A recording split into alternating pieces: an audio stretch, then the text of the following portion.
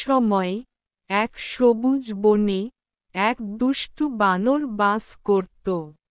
বনে অনেক প্রাণী বাস করত এবং তারা সকলেই খাদ্যের জন্য তার ফল এবং সম্পদের উপর নির্ভর করত। তবে বানরটির একটি অদ্ভুত অভ্যাস ছিল, সে সবচেয়ে উঁচু গাছে উঠে পাকা ফল ছিঁড়ে মাটিতে ফেলে দিত, অযথা নষ্ট করত।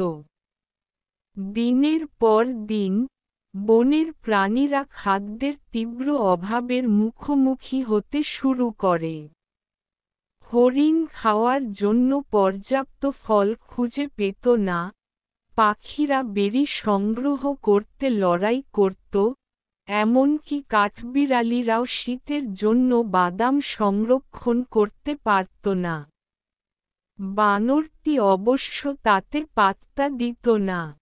সে তার কৌশল চালিয়ে যেত, খাবার খুঁজতে খুঁজতে অন্যান্য প্রাণীদের সাথে হাসত এবং উপহাস করত।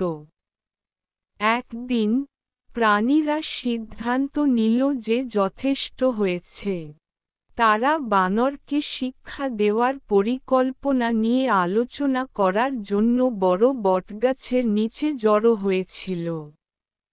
তার চতুর ধারণার জন্য পরিচিত জ্ঞানী বৃদ্ধ প্যাঁচা একটি সমাধান প্রস্তাব করেছিল।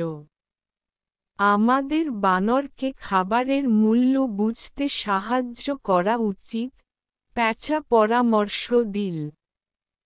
যদি সে বুঝতে পারে যে ক্ষুধার্ত থাকা কেমন, তাহলে সে তার আচরণ পরিবর্তন করতে পারে।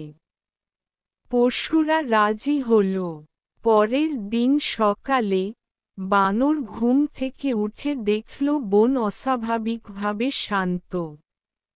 সে এক গাছ থেকে অন্য গাছে লাফিয়ে বেড়াচ্ছে, কিন্তু একটিও প্রাণী দেখতে পাচ্ছে না। সবাই কোথায়, সে ভাবছে।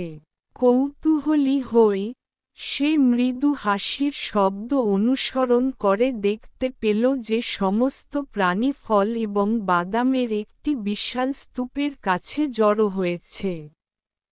তারা বানরকে সম্পূর্ণ উপেক্ষা করে ভোজন করছে এবং মজা করছে।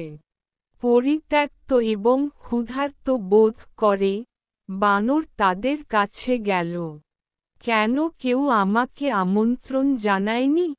সে জিজ্ঞাসা করল। খরগোশ উত্তর দিল, তুমি খাবার নষ্ট করো, তাই আমরা তোমাদের সাথে ভাগ করে না নেওয়ার সিদ্ধান্ত নিয়েছি।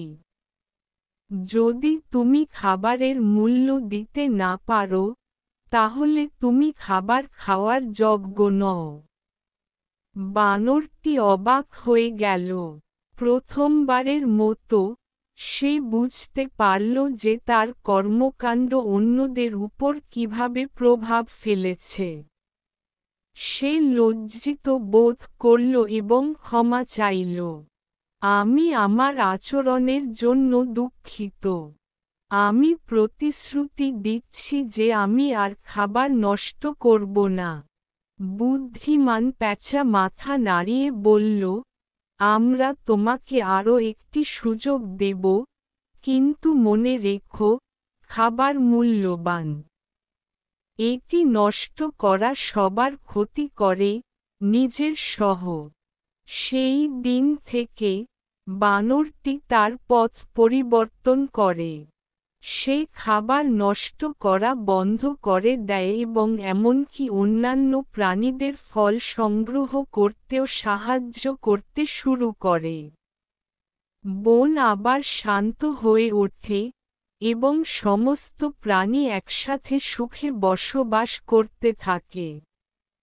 দুষ্টু বানরটি সম্মান, দায়িত্ব এবং সম্পদের মূল্য সম্পর্কে একটি গুরুত্বপূর্ণ শিক্ষা লাভ করেছিল।